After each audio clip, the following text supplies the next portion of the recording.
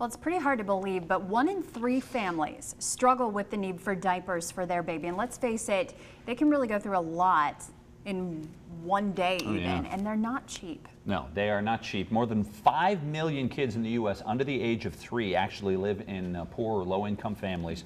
And so the situation is definitely real. Ellen Johnstone joins us now, and you're with Diaper Drop Charities. I wanted to get that right. Thanks for joining us first off. Thank you. Let's talk about what you do and why it's so important and what it means right now, because this is a pretty important time. It's an awareness month. Sure, absolutely. Thanks. So the need for diapers is critical. 1 in 3 families struggles with diaper need, having an insufficient supply of them.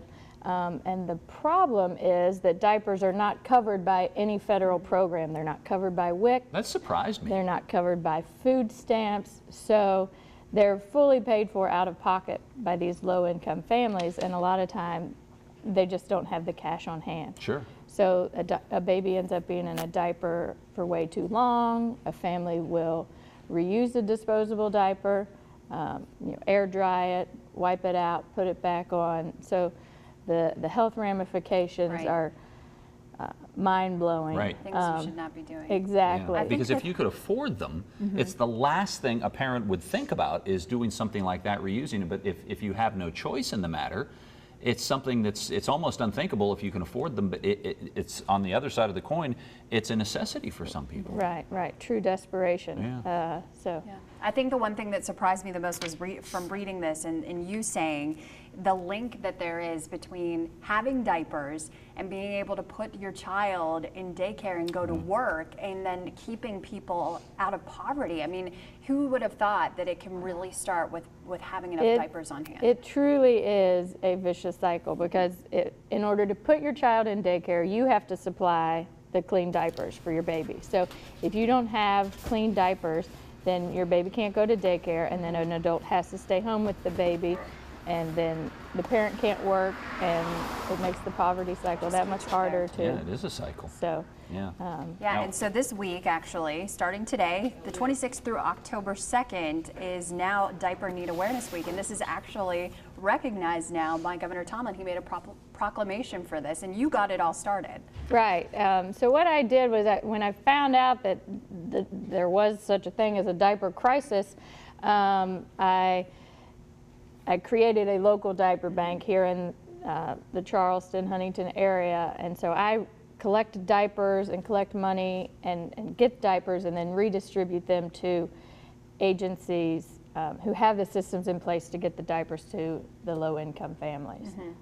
Were you surprised that when you first heard about this? Because that's the thing that I think shocked the two of us, that when you said, well, no, it's not covered by WIC. There is no assistance. There is no way for families to get it unless it's out of pocket. And you mentioned California is a state that's looking at possible legislation or where it's passed. Is that something that you believe is on the next item on the agenda for groups like yours to try to get lawmakers to pay attention to this problem? That's certainly a goal of the National Diaper Bank Network, who have much more manpower than I do. You know, I'm just one person in the area trying to get diapers to people who need them. But by all means, they are trying to raise awareness at the state levels and even the national levels to let people know that that this really is a struggle for 1 in 3 families. So let's let people know then too, if they're in need of diapers and they want to pick them up, or if they want to drop off some diapers, where can they go? Sure. So this week we have diaper drives going, and we've partnered with City National Bank. So they have 25 of their locations throughout the Kanawha Valley and the tri-state area that are collecting diapers. So you can drop at any one of those locations of City National Bank. You can donate at Smith Motor Cars on Corridor G in Charleston. You can also drop at our office on downtown Charleston, Johnstone and Gabhart. And that would be dropping off diapers. If you need diapers, I would recommend calling our office at 304-343-7100, and we can give you a list of the agencies that we give the diapers to. So you're going to need to prove by going through one of these agencies that you actually do have a need for the diapers Exactly. first before you'll just hand them out. Exactly. Okay. Real quick, just curious, we tried the cloth diaper thing with our first child because we really were trying to be as environmental responsible as possible. Is that something that your group has looked at or talked about, or other groups? Have you heard about that taking place? It is a great theory, but the problem is a lot of times with these low-income families, they may be in transitional housing, or Sure. they may not have access to a working washer and dryer. So, Right.